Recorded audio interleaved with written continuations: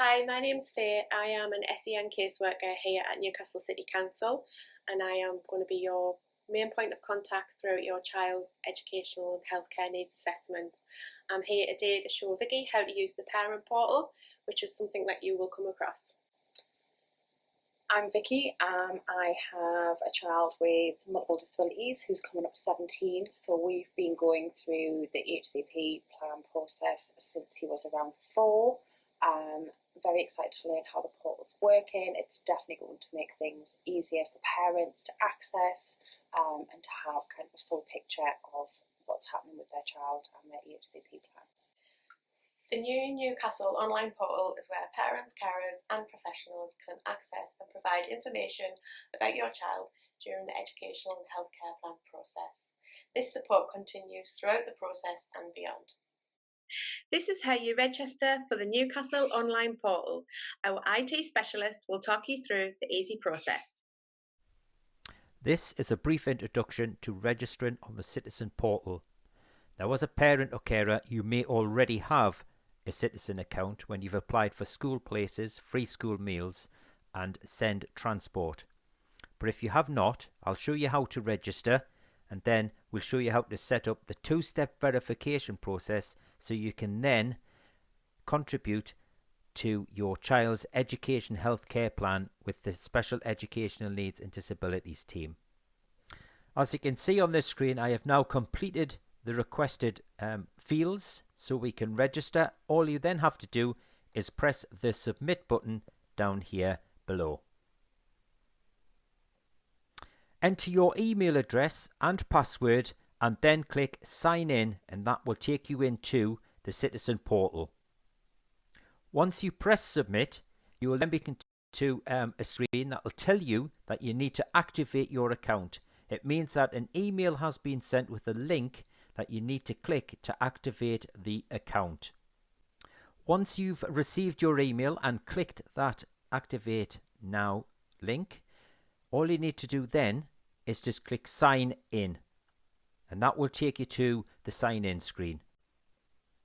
Enter your email address and password and then click sign in, and that will take you into the Citizen portal. Once signed in, you will be prompted to set up the two-step verification process for the Special Educational Needs Disabilities button. All you need to do is click this button and you'll be prompted to do the two-step verification process. If you click this link, it will then show you a screen, and in the drop-down menu you click email. This means that you would wish your verification codes to enter the Special Educational Needs Disability forms via email. So what we will do then is save, and a new email will be sent to your account with a code that you then have to enter after signing in again. The next screen you will see after signing in is the verification code sent screen. This is when the email is sent to your email address, your registered email address, and you will get a code. You enter that code and then you press verify. Hi, I'm going to be introducing the parent portal to Vicky. So obviously you've logged in and you've set up an account. Yep. And you know that your child is going through an educational and healthcare needs assessment. So you'll be able to find all your information in one place.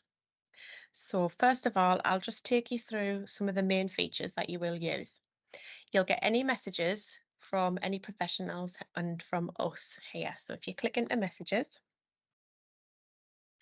this is where it'll let you know what's being sent out, if it's requesting any information from anyone, and also if we need any information from you.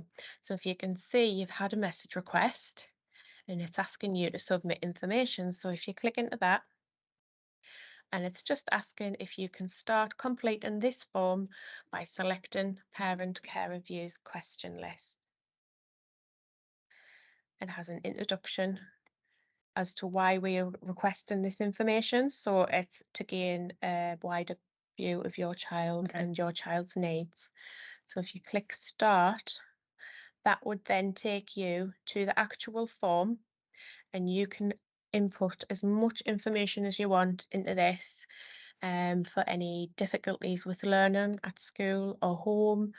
Do you think your child has any difficulties communicating or interacting? Emotional and behavioural difficulties. So you would put all your views in this. Okay. All right. And if you go back out of that into the message again, and just click back in, click the message.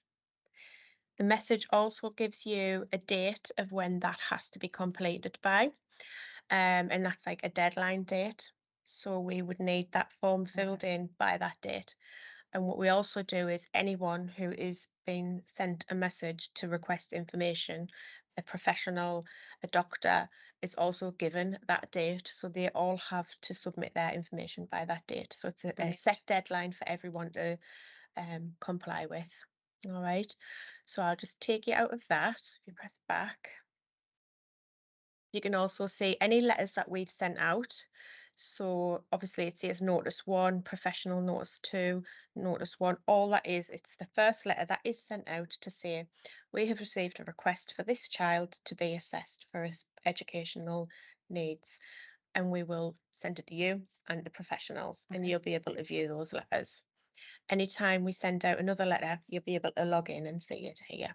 All right, you'll receive an email to say you have a message on the SEM portal, please log in. Okay. If you go back to home and click into special educational needs and disabilities. So this is where all the details are going to be. We've got your details and the child's details. So we're going to click into your child's details.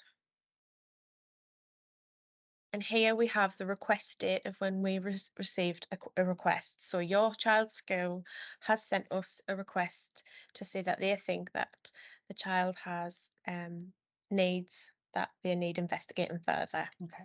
And it's a request for professionals to assess that child. If you scroll down, you can also view the form that was filled in by the school. So if you click view shared form, and we go down, it has the details, who submitted the form, and the child's details.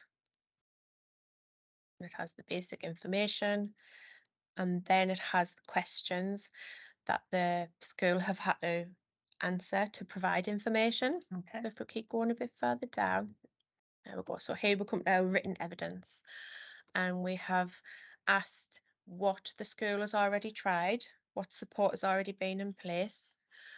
We have asked also any relevant background information regarding the educational history, any support plans that are in place. You'll be able to view all of this information here, right? So if we come back out of that,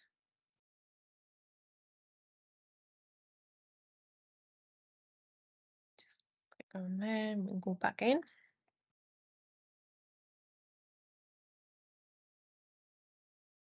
And scroll down. You can also see the form that you started. That's your parent carer contribution. And you can see any other requests that have been filled in there as well. If we go back up, we'll go to the assessment. This is all the information that we collect. So obviously we asked you for your views. Yep. That's been started. You'll be able to see any information that has been requested from professionals. You'll be able to see educational psychologist reports, speech and language reports, health reports, social care reports will all be on here, and you'll be able to view that information of who's completed it and when they completed it. Yeah. So much easier to see it all in one place. It is, yeah. If you go on the EHC plan. So after we collect all of the assessment information, we then ask for a decision. Does your child need an educational healthcare plan?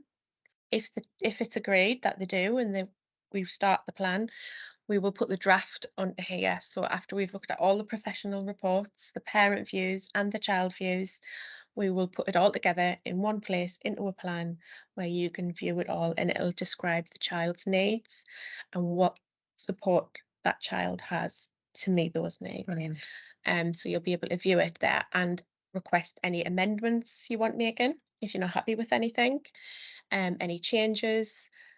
Absolutely everything goes in that one place. So you'll be able to view it, and then within 20 weeks of the actual initial request date, that will then be a final. So once we've agreed everything and you're happy with the draft, that's when we will finalise the plan. Brilliant. Just depending on if the child is staying in the same setting or moving, it'll all be detailed in there.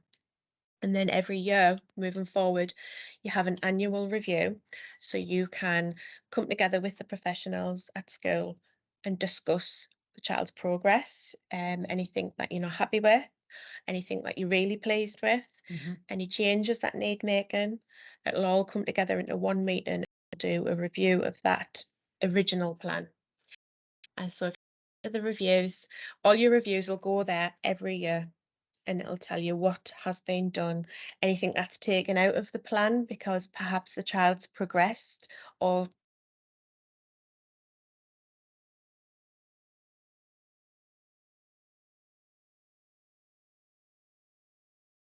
year in, and then you'll be able to view everything there as we go. In terms of contact as well, because a lot of parents always wonder who they're able to contact, your caseworker details will be in with the request. So you'll be able to see who your designated caseworker is.